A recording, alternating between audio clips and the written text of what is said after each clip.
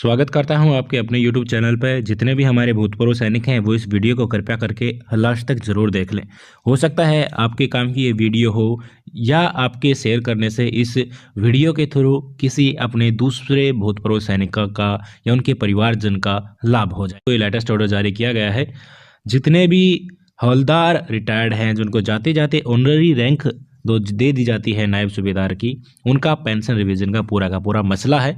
पूरा लंबा चौड़ा मसला है, अब सुलझ में आ गया है। भारत सरकार ने, मिनिस्टर डिफेंस ने भी इसको मानकर रिवाइज्ड पेंशन टेबल जारी कर दी है। देखिए, सबसे पहले तो मैं आपको बता दूं कि 2009 में एक लेटर जारी किया गया था। मिनिस्टर ऑफ डिफेंस का वो लेटर था, लेटर नंबर ये है।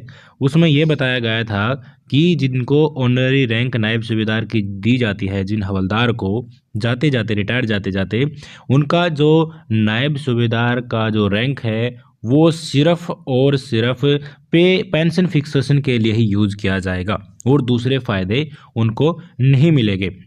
यानी कि ऑनररी रैंक के रिगार्डिंग आपको जो दी जाती है उसकी पेंशन आपको फिक्सेशन के टाइम नोशन पे फिक्सेशन होती है, तो नायब सूबेदार की जो बेसिक पे होती है उसके हिसाब से आपको नई पेंशन बढ़ोतरी के साथ मिलेगी।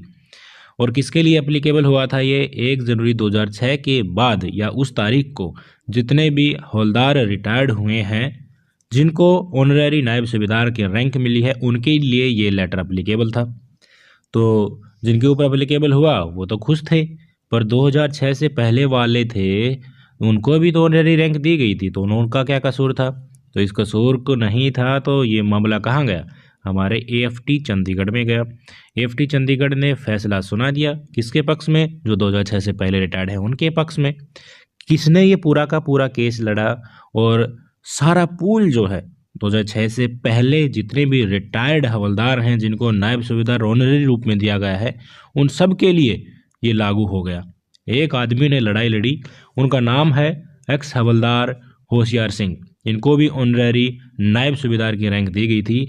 इन्हीं के कर कमलों से इन्हीं ने हिम्मत करके ये पूरा का पूरा केस लड़ा और जितने भी 2006 से पहले के रिटायर्ड हवलदार हैं उनको नई पेंशन बढ़ोतरी के साथ दिलवाने का काम किया है। एक बार प्लीज़ इनके लिए कमेंट बॉक्स में थैंक्स ज़रूर लिखें। एक्स हवलदार होशियार सिंह जी है, इन्होंने एएफटी चंडीगढ़ में केस लड़ा और सभी अपने पूल के हवलदार्स के लिए उनके हक की जो लड़ाई लड़के अपना फ़ायदा दूसरों को भी पहुंचाया। देखिए, चंडीगढ़ की बेंच ने ये इनका सारा का सारा मसला सुना और इन्होंने केस फाइल किया था 2013 में दोस्तों। लड़ते लड़ते केस लड़ते लड़ते 2017 में इनका फाइनल डिसीजन आया और होशियार सिंह जी को तो इनका फैसला जो मिला था उसका फ़ायदा मिला ही, साथ ही लाखों पेंशन भोगियों को भी इसका फ़ायदा मिला है। कब से कब तक मिलेगा ये भी मैं आपको बता देता हूँ। एएफटी चंडीगढ़ ने भारत सरकार के जितने भी डिपार्टमेंट थे उनको आदेश दे दिया है कि 2006 से पहले रिटायर्ड हैं हवलदार जिनको नायब सूबेदार की ऑनररी रैंक दी गई थी रिटायरमेंट के टाइम, उनको भी नई सुविधा जो आप दे रहे हैं नायब सूबेदार की रैंक के हिसाब से नोशन पे फिक्सेशन करके पेंशन रिवाइज करने की जो सुविधा है वो 2006 से पहले वालों को भी दिया जाए। अब सरकार का क्या कहना है? ठीक है, कोर्ट का ऑर्डर है तो हम मान गए हैं, हमारा क्या है। इन मिनिस्ट्री ने इसको एक्सेप्ट कर लिया है, पर छोटी सी इसमें कंडीशन ये है कि आपको जो एरियर मिलेगा ना वो 1 जनवरी 2006 से बाद ही मिलेगा। अगर आप 2006 से पहले रिटायर्ड हो चुके हैं, मान लीजिए आप 1980, 90, 95, 2004 कभी भी रिटायर्ड हुए हो, पर आपको आपकी पे फिक्सेशन जनवरी 2006 से और उसका एरियर उसी तारीख से मिलेगा, उससे पहले का नहीं मिलेगा दोस्तों। और जितने भी पेंशन रिवीजन उसके बाद 1-2 बार हुई हैं मिनिस्ट्री ऑफ डिफेंस की लेटर के द्वारा वो भी आपके ऊपर अप्लीकेबल होंगी। रिवाइज लेटर भी, जो रिवाइज टेबल है आपकी, वो भी इस लेटर में दी गई है, वो मैं आपको नीचे दिखाऊंगा।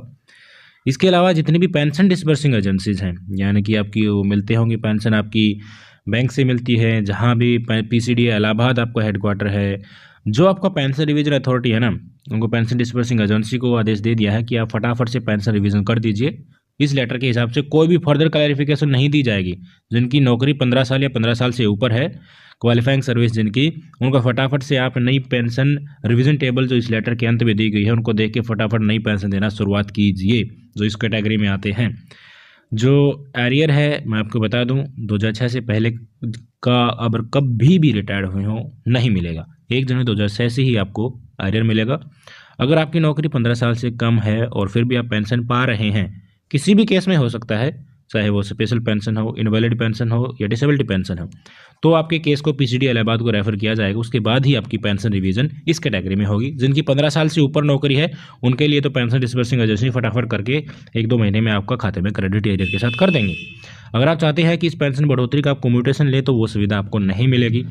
नोशन पे फिक्सेशन होगा आपका, उसका कोई फ़र्क नहीं पड़ने वाला है। आपको रिटायरमेंट ग्रेचुटी कितनी मिली थी, कितनी ली है आपने, और दूसरे रूल्स एंड रेगुलेशन, डिस्चार्ज या इनवैलिडेंट के टाइम में जो थे वो आपको कोई भी इसमें इफेक्ट नहीं डालने वाले हैं।